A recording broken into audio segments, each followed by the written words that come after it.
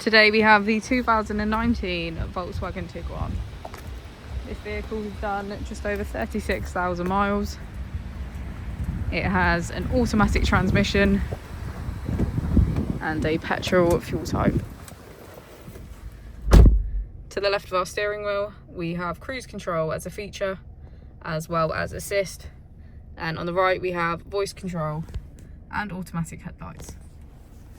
Moving on to our screen, we can access navigation, Apple CarPlay, smartphone integration, and images.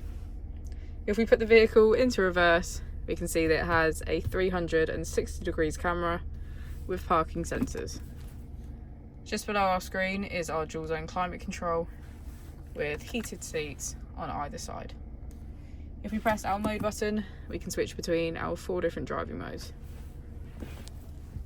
As we go into the back of the vehicle, we can see that it has 7 seats in total, all of which are full black leather. And just above, we have our panoramic roof.